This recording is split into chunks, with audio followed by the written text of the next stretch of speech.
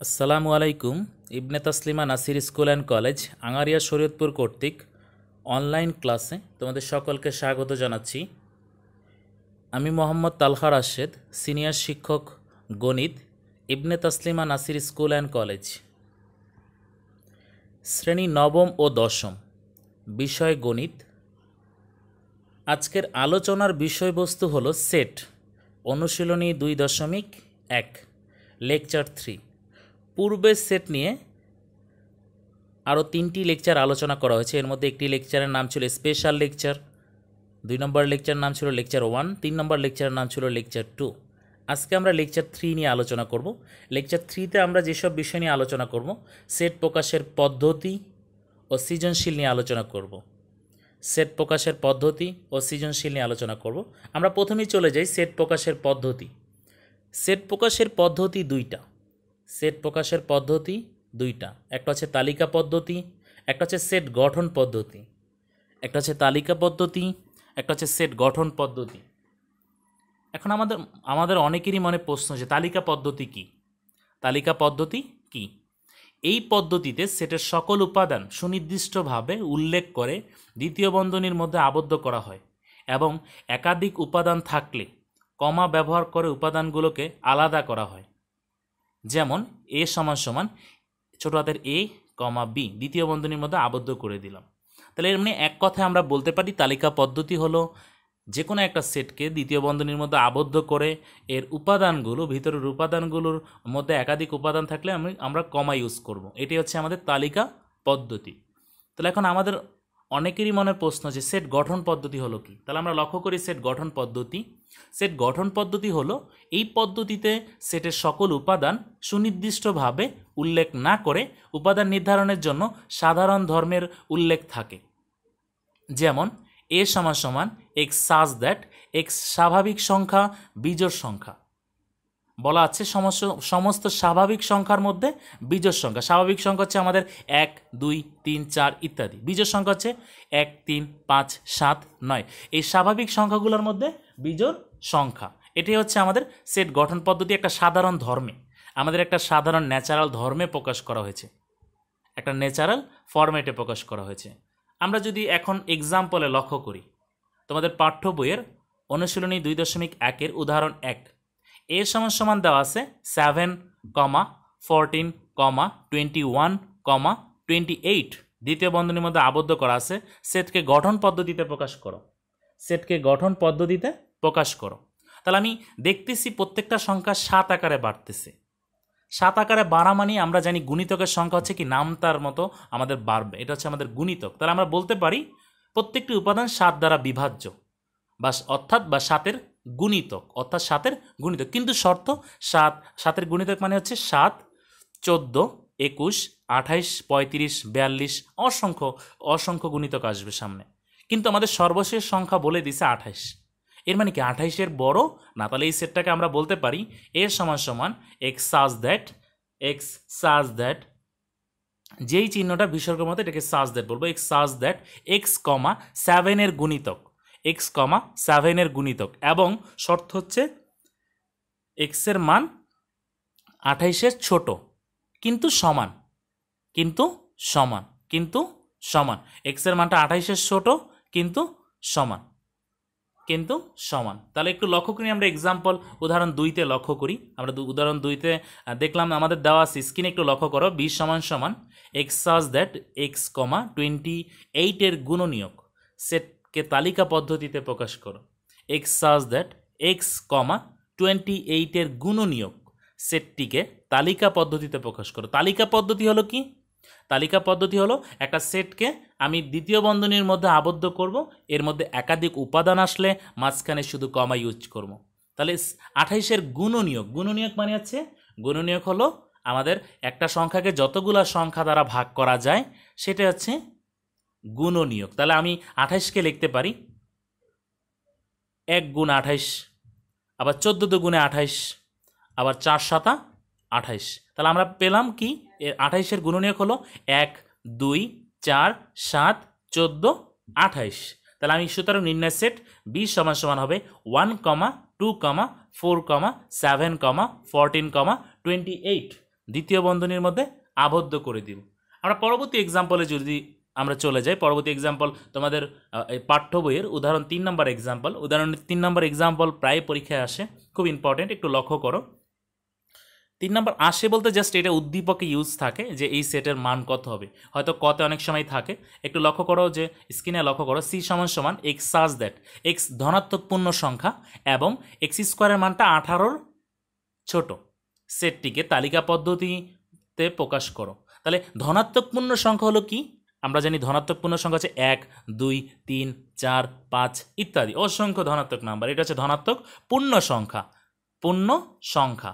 তাহলে এখন শর্ত বলে দিছি এক্স স্কোয়ারের মানটা অবশ্যই 18 ছোট হতে হবে। তাহলে এক্স সমান সমান 1 হলে তাহলে এক্স স্কোয়ারের মান 1 স্কোয়ার, 1 স্কোয়ার মান হচ্ছে মানে 1। এক্সের মান 2 হলে এক্স স্কোয়ার সমান সমান 2 স্কোয়ার, 2 স্কোয়ার মানে হচ্ছে 4। এক্স সমান সমান 3 হলে এক্স স্কোয়ার সমান সমান 3 স্কোয়ার, 3 স্কোয়ার মানে হচ্ছে 9। এক্স সমান সমান 4 হলে এক্স স্কোয়ার সমান সমান 4 স্কোয়ার, 4 স্কোয়ার মানে হচ্ছে 16। এক্স সমান সমান 5 হলে এক্স স্কোয়ার সমান সমান 5 স্কোয়ার মানে হচ্ছে 25। আমরা এখন লক্ষ্য করি, স্ক্রিনে লক্ষ্য করি, এক্স স্কোয়ারের মান অবশ্যই বলা আছে 18 ছোট হতে হবে। 18 ছোট মানে আমাদের 25 আমরা নিতে পারবো না। তাহলে আমরা 16 পর্যন্ত নিতে হবে। মানে আমাদের যে 16 মান পেলাম, এক্স স্কোয়ার সমান সমান 16, তাই 16 মান আমরা যেই পর্যন্ত পেয়েছি, আমরা 4টা মানের জন্য আমরা এক্স স্কোয়ার মান 18 ছোট পেলাম। একটা হচ্ছে এক্স সমান সমান 1, এক্স সমান সমান 2, এক্স সমান সমান 3, এক্স সমান সমান 4। তাহলে আমি বলবো যে শর্ত অনুসারে গ্রহণযোগ্য ধনাত্মক পূর্ণ সংখ্যা হচ্ছে 1, 2, 3 এবং 4। সুতরাং নির্ণয় সেট সি সমান সমান 1, 2, 3, 4 দ্বিতীয় বন্ধনীর মধ্যে আবদ্ধ করে দিব। আমরা পরবর্তী এক্সাম্পলে চলে যাই। তোমাদের পাঠ্য বইয়ের অনুশীলনীর 1 নম্বর 1-এর গ নম্বর অঙ্কের দিকে আমরা লক্ষ্য করি।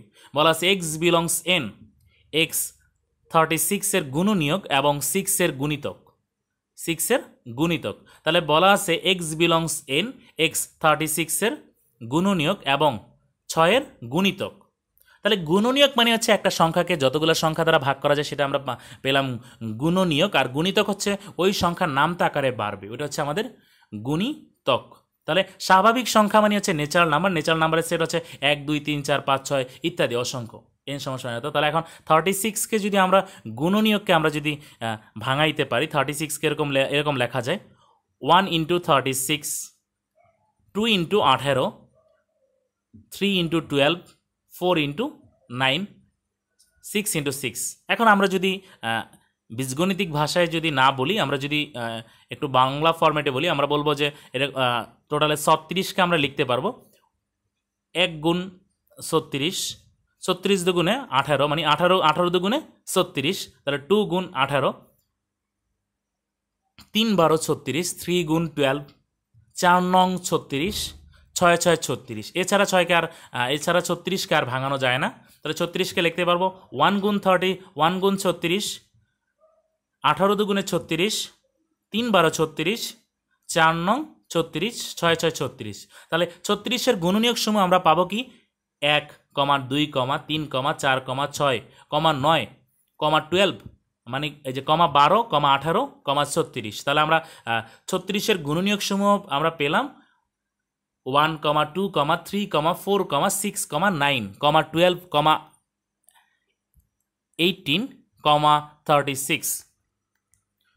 তাহলে এখন আমাদের আরেকটা শর্ত বলা আছে 6 এর গুণিতক। 6 এর গুণিতক মানে কি? 6 এর গুণিতক মানে 6, 12, 18, 24, 30, 36, 42 ইত্যাদি অসংখ্য। তাহলে 6 এর গুণিতক সমূহ আমরা লিখব 6, 12, 18, 24, 30, 36, 42। এখন শর্ত অনুসারে আমাদের বলা আছে 36-এর গুণনীয়ক এবং 6 এর গুণিতক নিতে হবে।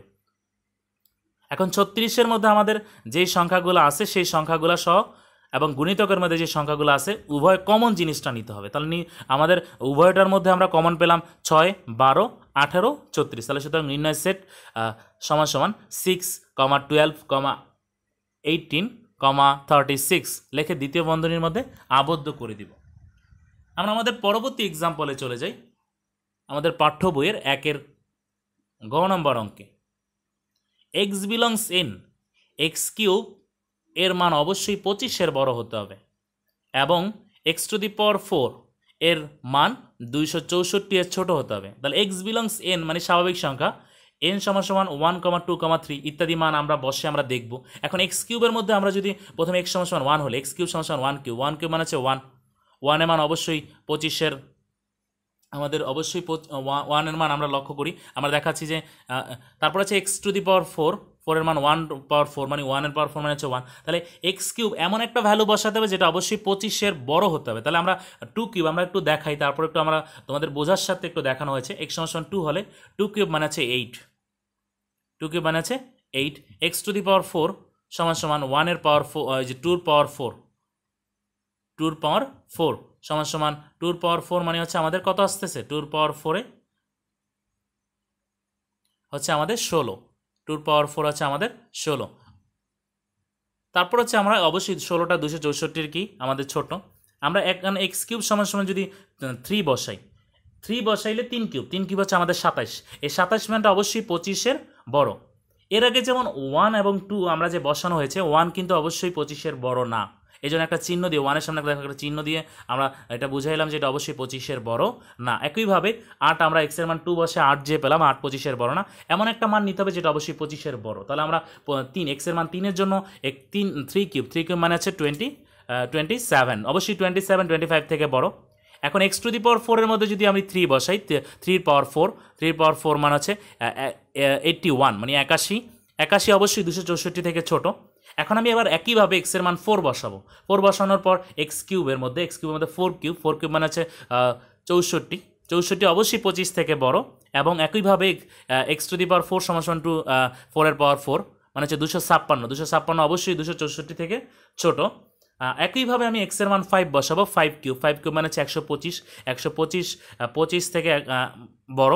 এক্স টু দি পাওয়ার 4 মানে 5 এর পাওয়ার 4 সমান সমান 625, যেটা 264 থেকে আমার অবশ্যই বড়।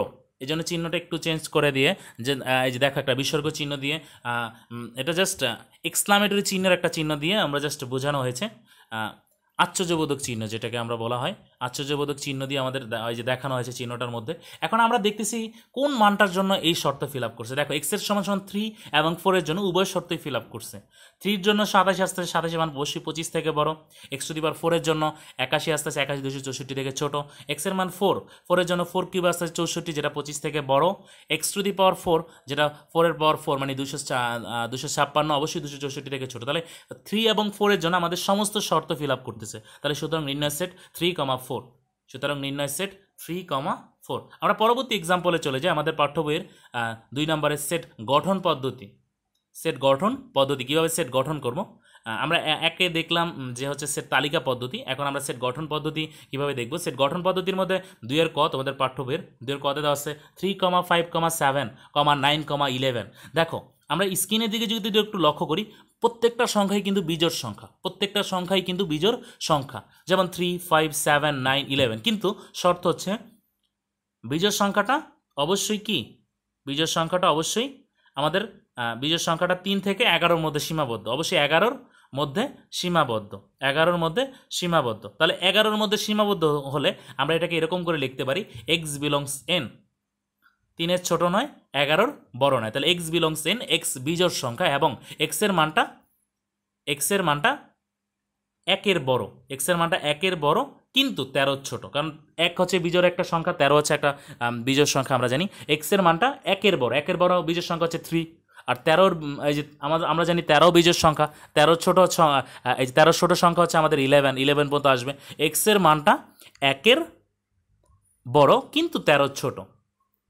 আমরা আমাদের পরবর্তী এক্সাম্পলে চলে যাই। এক্সাম্পল খতে আমরা যদি একটু লক্ষ্য করি, এক্সাম্পল খতে আমরা দেখতেছি একটা সেট দেওয়া আছে 1, 2, 3, 4, 6, 9, 12, 18, 36, সর্বশেষ সংখ্যা 36।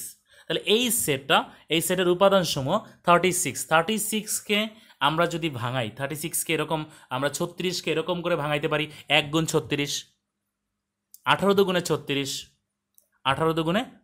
3 12 36, 4 নং 36, 6 6 36। তাহলে এই 1, 2, 3, 4, 6, 9, 12, 18, 36 সমস্ত উপাদানগুলো আছে।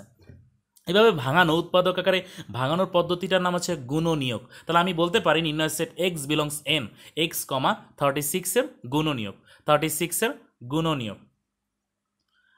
আমরা যদি গ নম্বর অঙ্ক দিকে লক্ষ্য করি, গ নম্বর অঙ্কে দেওয়া আছে 4, 8, 12, 16, 20, 24, 28, 32, 40, 32, 40 সর্বশেষ সংখ্যা 40। আমরা প্রত্যেকটা সংখ্যা একটু দেখো, প্রত্যেকটা সংখ্যা 4-এর গুণিতক, মানে 4 আকারে বাড়তেছে। গুণিতক মানে হচ্ছে কি নামতা আকারে, 4, 8, 12, 16, 20 প্রত্যেকটা সংখ্যা 4-এর গুণিতক, কিন্তু সর্বশেষ সংখ্যা হচ্ছে আমার 40। তাহলে 40-এর বড় নয় কিন্তু বা 40-এর সমান। তাহলে আমি বলতে পারি এক্স বিলংস এন এক্স কমা 4-এর গুণিতক এবং এক্সের মান 40-এর ছোট বা 40-এর সমান এবং কিন্তু 40-এর সমান। এক্সের মানটা 40-এর ছোট কিন্তু 40-এর সমান। সুতরাং নির্ণয় set x belongs N such that x comma 4 এর গুণিতক এবং এক্সের মানটা 40-এর ছোট কিন্তু সমান। আমরা একটু আমাদের পরবর্তী টপিকে চলে যাই, আমাদের পাঠ্য বইয়ের সৃজনশীল। আজকে আমাদের পাঠ্য বইয়ের সৃজনশীল নিয়ে আলোচনা করব, সেটের সম্পর্কে সৃজনশীল নিয়ে আলোচনা করব।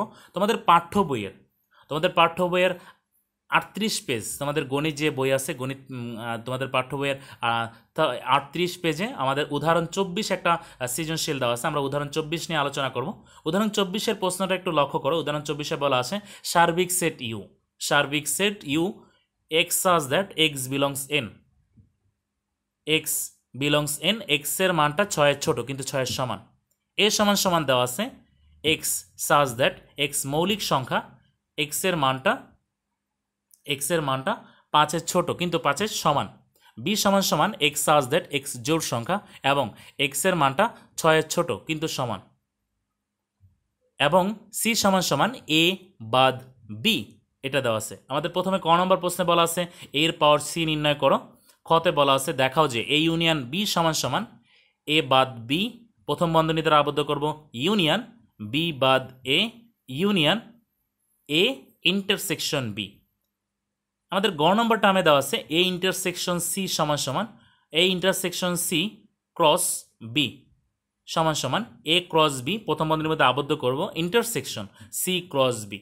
তাহলে আমরা প্রথমে যদি লক্ষ্য করি, স্ক্রিনের মধ্যে যদি লক্ষ্য করি, ইউ একটা সার্বিক সেট, ইউ এর মান এক্স বিলংস এন, এন আছে ন্যাচারাল নাম্বার মানে হচ্ছে স্বাভাবিক সংখ্যা হচ্ছে 1, 2, 3 ইত্যাদি। এখন এর মধ্যে বলা আছে, শর্তে বলা আছে এক্সের মানটা 6-এর ছোট কিন্তু 6-এর সমান। তাহলে স্বাভাবিক সংখ্যা ইউ এর মান আসবে, ইউ সেটের মান আসবে, ইউ এর মান আসবে আমার 1, 2, 3, 4, 5, 6 পর্যন্ত লিখে আমি দ্বিতীয় বন্ধনীর মধ্যে আবদ্ধ করে দিব। এখন এ সেটের মধ্যে বলা আছে এক্স মৌলিক সংখ্যা হচ্ছে কি, যেই সংখ্যাকে ওই সংখ্যা এবং 1 দ্বারা ভাগ করা যায় সেটা হচ্ছে মৌলিক সংখ্যা, অন্য কোনো সংখ্যা দ্বারা ভাগ করা যায় না, সেটা হচ্ছে মৌলিক সংখ্যা। যেমন 3 আমরা যদি লক্ষ্য করি, যেমন 3কে 3 দ্বারা ভাগ করা যায়, অন্য কোনো সংখ্যা দ্বারা ভাগ করা যায় না। 2কে 2 দ্বারা ভাগ করা যায়, অন্য কোনো সংখ্যা দ্বারা ভাগ করা যায় না। 4কে 4 দ্বারা ভাগ করা যায়, 4কে 2 দ্বারা ভাগ করা যায়। 5কে 5 দ্বারা ভাগ করা যায়, অন্য কোনো সংখ্যা দ্বারা ভাগ করা যায় না। যেমন 4কে 4 দ্বারা ভাগ করা যায়, 2 দ্বারা ভাগ করা যায়, তাহলে 4 হবে না মৌলিক সংখ্যা, 4 হবে আমাদের যৌগিক সংখ্যা। যেই সংখ্যাকে একাধিক সংখ্যা দ্বারা ভাগ করা যায় সেটা হচ্ছে আমাদের যৌগিক সংখ্যা। যেমন 6কে 6 দ্বারা ভাগ করা যায়, 2 দ্বারা ভাগ করা যায়, 3 দ্বারা ভাগ করা যায়, 6 মৌলিক সংখ্যা হবে না, যৌগিক সংখ্যা। তাহলে মৌলিক সংখ্যা মানে হচ্ছে কি, যে সংখ্যাকে ওই সংখ্যা এবং 1 দ্বারা ভাগ করা যায় তাকে কি বলে, মৌলিক সংখ্যা বলে। আর যৌগিক সংখ্যা হচ্ছে কি, যে সংখ্যাকে একাধিক সংখ্যা দ্বারা ভাগ করা যায় সেটা হচ্ছে আমাদের যৌগিক সংখ্যা। তাহলে এ সেট দেওয়া আছে কি, এ সেট সমান সমান এক্স সাজ দ্যাট এক্স মৌলিক সংখ্যা, এক্সের মানটা 5-এর ছোট কিন্তু 5-এর সমান। তাহলে 5-এর ছোট মৌলিক সংখ্যাগুলো আমরা পেলাম কি, 2, 3, 5, 5-এর সমান যেহেতু বলছে তাহলে 2, 3, 5। এ সেটের মান হবে 2, 3, 5, দ্বিতীয় বন্ধনীর মধ্যে আবদ্ধ করে দিব। এখন আমাদের ক নম্বর প্রশ্নে বলা আছে এর পাওয়ার সি নির্ণয় করো। এর পাওয়ার সি এটা হচ্ছে কোন সেটের ফরম্যাটের মতো আমরা দেখলাম। এর পাওয়ার সি এটা হচ্ছে পূরক সেট। আমরা পূরক সেটের ফরম্যাটে আমরা বলছি যে কোনো পূরক সেটকে এর পাওয়ার সি দ্বারা বা এ প্রাইম দ্বারা প্রকাশ করে। তাহলে এর পাওয়ার সি মানে হচ্ছে ইউ বাদ এ বা ইউ মাইনাস এ। তাহলে ইউ সেটের মান, ইউ এর মান আছে, সার্বিক সেটের মান আছে 1, 2, 3, 4, 5, 6। দ্বিতীয় বন্ধনীর মধ্যে আবদ্ধ করে দিব, মাঝখানে বাদ চিহ্ন, মাইনাস চিহ্ন, ও তারপরে এর মান হচ্ছে 2,3,5 দ্বিতীয় বন্ধনীর মধ্যে আবদ্ধ করে দিব। বলা আছে একটা সেট থেকে আরেকটা সেট যখন বাদ দিবে, প্রথম যে সেটটা থেকে আমি অন্য সেটটা বাদ দিব, ওই সেটের উপাদান হবে, অন্য কোনো সেটের উপাদান হবে না, যেগুলা মিলবে ওইগুলা বাদ দিতে হবে। তাহলে ইউ থেকে এ বাদ দিলে 2,3,5 বাদ দিয়ে দিলে আমরা দেখতেছি ইউ এর সাথে মিল আছে। এখন ইউ সেটে অবশিষ্ট থাকতেছে 1,4,6, তাহলে এর পাওয়ার সি এর আমরা রেজাল্ট পাবো 1,4,6 দ্বিতীয় বন্ধনীর মধ্যে আবদ্ধ করে দিব। আমরা যদি খ নম্বর প্রশ্নের দিকে লক্ষ্য, আমরা যদি খ নম্বর প্রশ্নে আমাদের বের করতে বলা হয়েছে এ ইউনিয়ন বি সমান সমান এ বাদ বি প্রথম বন্ধনীর মধ্যে আবদ্ধ ইউনিয়ন বি বাদ এ প্রথম বন্ধনীর মধ্যে আবদ্ধ union B A intersection B নির্ণয় করতে হবে। তাহলে আমি প্রথমে আমরা ইউ এর মান পেলাম, এর মান পেলাম, এখন একইভাবে বির মান বের করতে হবে। তাহলে বির মানটা হচ্ছে, বির শর্তটা দেওয়া আছে এক্স জোড় সংখ্যা, এক্স এর মানটা অবশ্যই 6-এর ছোট কিন্তু 6-এর সমান, এক্স এর মানটা 6-এর ছোট কিন্তু 6-এর সমান। এখন আমরা জোড় সংখ্যা জানি কি 2, 4, 6, 8, 10, তাহলে 6-এর ছোট মানে হচ্ছে আমাদের 2, 4। এখন আবার বলা আছে 6-এর সমান, তাহলে 6 নিতে হবে, তাহলে 2,4,6 দ্বিতীয় বন্ধনীর মধ্যে আবদ্ধ করব। এখন আমাদের কাজ হচ্ছে আমরা বাম পক্ষে এ ইউনিয়ন বি নির্ণয় করব, এ ইউনিয়ন বি নির্ণয় করব। তাহলে এ ইউনিয়নের বি এর মান আমরা পেলাম 2,3,5 ইউনিয়ন বির মান পেলাম 2,4,6। উভয় সেটকে আমি দ্বিতীয় বন্ধনীর মধ্যে আবদ্ধ করব। ইউনিয়ন মানে হলো আমাদের সমস্ত উপাদান হবে, কমন আনকমন যা আছে সব উপাদান হবে। তাহলে আমরা এই ইউনিয়ন বির মান পেলাম 2,3,4,5,6। এই ইউনিয়ন বি এর মান পেলাম 2,3,4,5,6 দ্বিতীয় বন্ধনীর মধ্যে আবদ্ধ করব। এখন আমাদের কাজ হচ্ছে আমরা ডান পক্ষে, যে আমাদের একটা শর্ত বলা আছে যে ভিতরে যখন কোনো আমরা প্রথম বন্ধনী দেখি, প্রথম বন্ধনীর অংশটুকু কাজ করতে হবে। তাহলে প্রথম বন্ধনী এ বাদ বি নির্ণয় করি। এ বাদ বি মানে হচ্ছে এ মাইনাস বি, এর মান আসছে আমাদের 2,3,5, বি এর মান আছে 2,4,6। এ থেকে বি বাদ দিলে এ সেটের উপাদান হবে, যেগুলো মিলবে এ সেটের উপাদান হবে, বি সেটের কোনো উপাদান হবে না।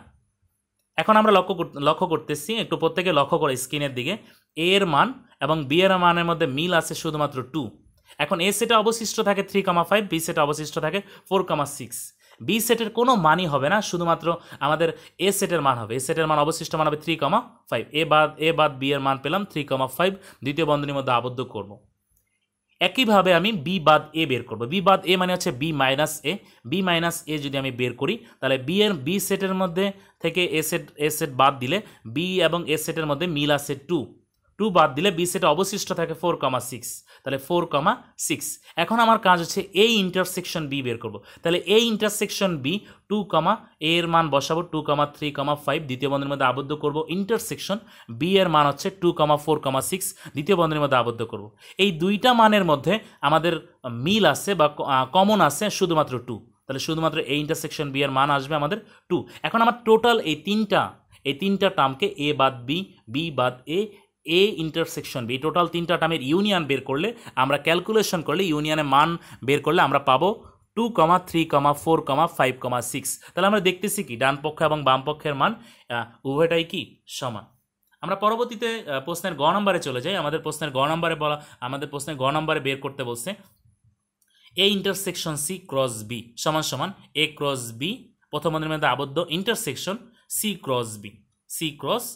তাহলে আমরা লক্ষ্য করি সি এর একটা শর্ত দেওয়া আছে, সি এর প্রথম উদ্দীপকের মধ্যে দেওয়া ছিল সি সমান সমান এ বাদ বি। তাহলে আমরা সি সমান সমান এ বাদ বির ক্যালকুলেশন কিন্তু আমরা অলরেডি খতে একবার করা হয়ে গেছে, তাহলে এই জন্য আমরা ক্যালকুলেশন দেখানো হলো না। সি সমান সমান এ বাদ বি এর মান আমরা পেলাম 3,5 দ্বিতীয় বন্ধনীর মধ্যে আবদ্ধ করলাম। এখন আমাদের বাম পক্ষের ফার্স্ট ব্র্যাকেটের অংশ এ ইন্টারসেকশন সি বের করব। তাহলে এ ইন্টারসেকশন সি এর মান এর মান হচ্ছে এ সেটের মান হচ্ছে 2,3,5 দ্বিতীয় বন্ধনীর মধ্যে আবদ্ধ করব। ইন্টারসেকশন সি এর মান হচ্ছে 3,5। এই দুইটা এ সেট এবং সি সেটের মধ্যে মিল আছে, ইন্টারসেকশন মানে মিল আছে 3,5 দ্বিতীয় বন্ধনীর মধ্যে আবদ্ধ করব। এখন A intersection C cross B, তাহলে A intersection C cross B, A intersection C এর মান পেলাম 3,5 দ্বিতীয় বন্ধনীর মধ্যে আবদ্ধ করব ক্রস বি সেটের মান হচ্ছে 2,4,6 দ্বিতীয় বন্ধনে আবদ্ধ করলাম।